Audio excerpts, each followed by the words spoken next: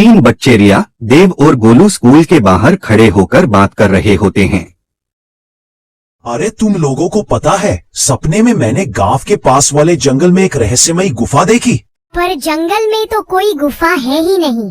क्या तुमने उसमें खजाना भी देखा था? खजाना तो नहीं, लेकिन उसमें कोई रहस्यमयी शक्ति है। चलो हम लोग वो गुफा ढूंढें। इसके बाद वे तीनों जंगल में चले जाते हैं।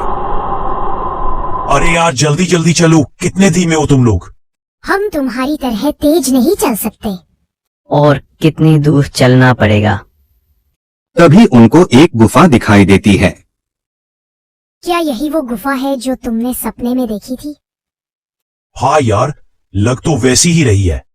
कहीं अंदर कोई जंगली जानवर हुआ तो हम क्या करेंगे?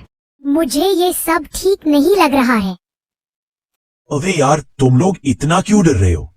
इसके बाद वे लोग अपना बैग बाहर ही रख देते हैं और अपना मोबाइल निकालते हैं। मेरे मोबाइल में नेटवर्क नहीं आ रहा है।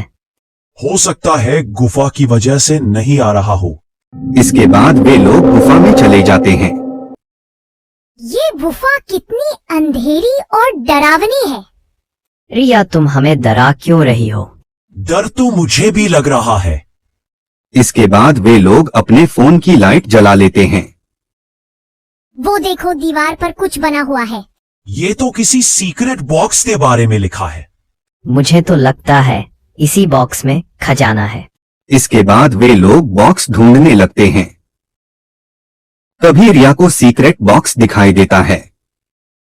वो रहा सीक्रेट बॉक्स। तभी वह बॉक्स खुलता है और उसमें से एक किताब निकलती है। यह तो कोई जादुई किताब लग रही है। रुको मैं देखता हूँ इसमें क्या लिखा है।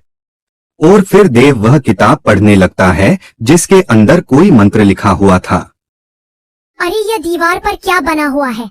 ये तो कोई दरवाजा लग रहा है।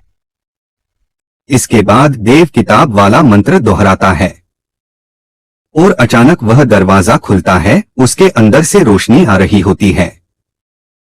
यह कैसी रोशनी आ रही है, और वह भी इतनी अंधेरी गुफा में। चलो अंदर चलकर देखते हैं। इसके बाद उन्हें उस कमरे में एक चमकदार अस्त्र दिखाई देता है।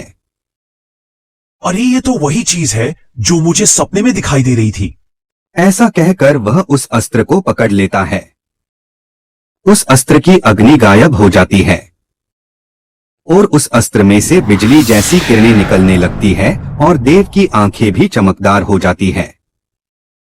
देव, ये तुम्हें क्या हो रहा है? क्या तुम ठीक हो? इसके बाद देव वज्रवीर में बदल जाता है। इसके कपड़े तो किसी सुपर हीरो जैसे लग रहे हैं। दोस्तों, मुझे लगता है मेरे अंदर सुपर पावर आ गई है। इसके बाद वे तीनों हंसने लगते हैं। मैं तो डर ही गई थी। डरो मत, मैं तो तुम्हारा वही दोस्त हूँ। इसके बाद वे लोग गुफा से बाहर आ जाते हैं। बहुत देर हो गई है दोस्तों, अब हमें घर चलना चाहिए। इन्हीं कपड़ों में घर जाओगे क्या सुपर हीरो? देव वापस अपने स्कूल के कपड़ों में आ जाता है। अब तो ठीक है ना? देव, सुपर हीरो बनकर तो तुम कपड़ों को भूल ही गए हो। इसके बाद वे तीनों हंसने लगते हैं और अपने गांव की तरफ लौट जाते हैं। वे लोग गोलू को उसके घर छोड़ बाय बोलते हैं।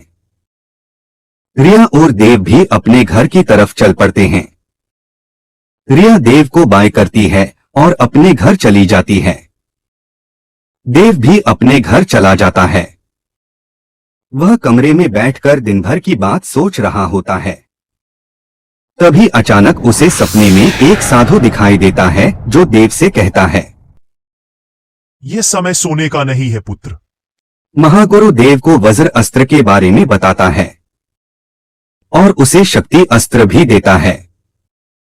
यह त्रिशूल है और इस शक्ति का उपयोग तुम्हें बहुत ध्यान से करना है। लेकिन आप कौन है और मुझे ये शक्तियां क्यों दे रहे हैं? तभी अचानक देव की आंखें खुल जाती है। क्या मैं सपना देख रहा था या हकीकत में हुआ है? और वो साधु कौन था? वहीं दूसरी तरफ कालनेत्र को महागुरु और वज्रवीर के बारे में पता चल जाता है। तो महागुरु ने इस बच्चे को अपना शक्ति अस्त्र दिया है। यह बच्चा मेरे हाथों मारा जाएगा। आगे की कहानी देखें दूसरे एपिसोड में। एपिसोड पसंद आया हो तो लाइक, सब्सक्राइब और शेयर जरूर करना और इस एपिसोड का कौन सा हिस्सा सबसे ज्यादा पसंद आया कमेंट करके जरूर बताना। आंधी सा